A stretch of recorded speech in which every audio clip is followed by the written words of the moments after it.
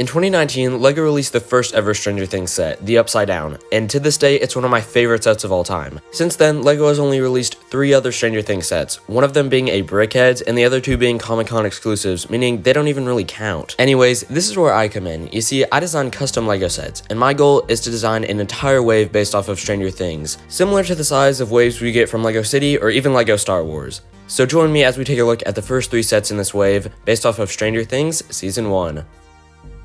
The first character in the set is of course 11, and although she's wearing the same outfit as she wears in the set, I gave her a complete redesign for this figure. Starting with the hair, I actually gave her a hairpiece other than the wig, and I just used the FN2187 hair in dark brown because I think it works better than just a bald head.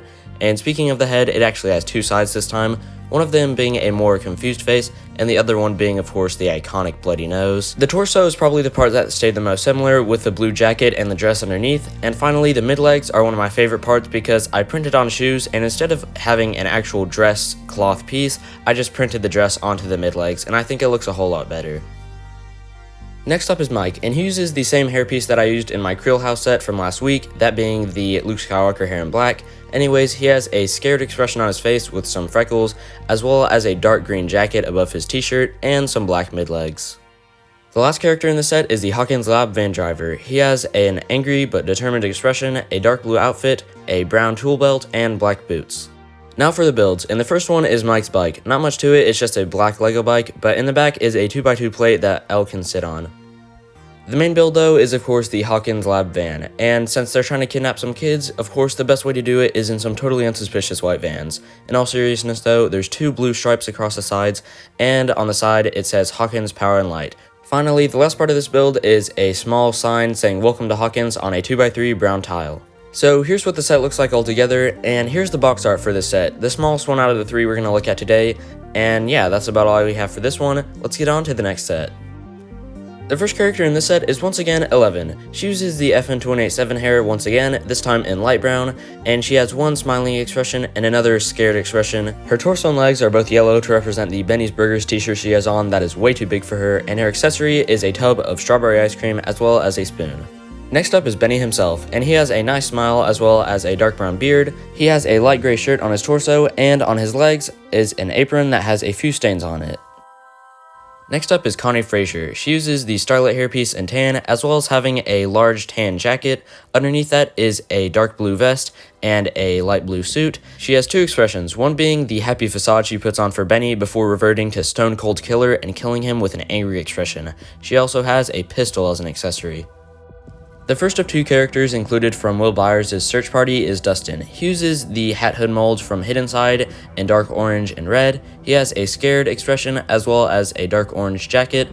Underneath that is a white graphic tee, and he has light brown mid-legs.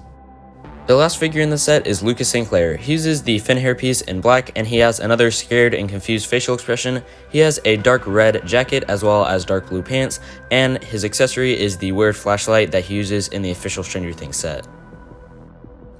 The build for the set is of course Benny's Burgers. On the left you can see some AC units coming off the side of the wall, and on the top is a 2x4 printed tile of Benny's Burgers. There are 2 windows, one on either side, and over to the right you can see some newsstands. The newspapers are from the Hawkins Post, where Jonathan and Nancy worked in season 3, and they say local boy missing, of course referring to Will Byers. On the inside we can see a table that is represented by a gray minifig stand, and on that table is some ketchup and mustard as well as some salt.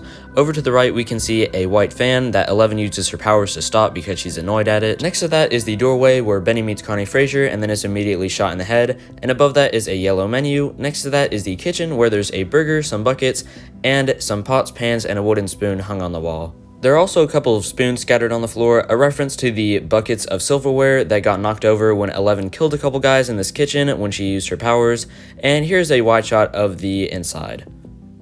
The side builds for the set are these 2 trees representing the forest that 11 escapes into and where she meets Mike, Dustin, and Lucas.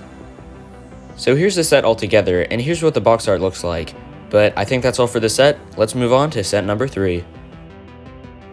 The first character in set number 3 is Nancy Wheeler. She has a dark brown ponytail as well as a cocky smile. She also has a dark red jacket and underneath that a light blue shirt. She has jeans, and her 2 accessories are a flashlight and a gun, and her other face is a scared expression.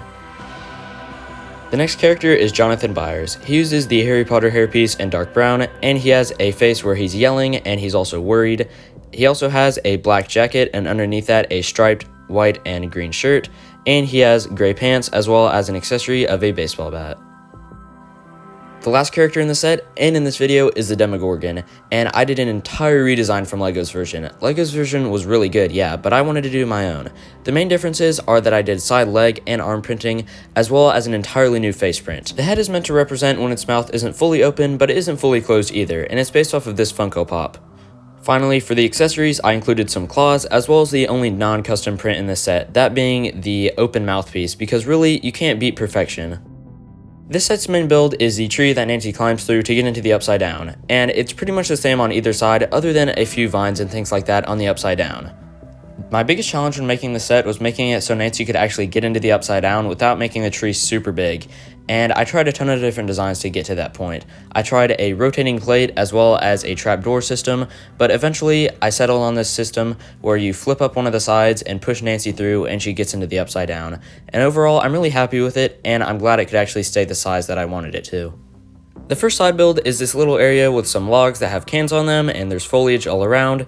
This is a place where Nancy and Jonathan try to improve their aim, and Nancy finds out that she's actually a pretty good shot. The other side build is this tree in the Upside Down. It has some vines and just black plants all around it, and there's this little area that hinges, and if you press it down and put the Demogorgon in front of it, you can have it pounce on its prey. Whether that be Nancy, Will, or the deer that we see in the actual episode is up to you.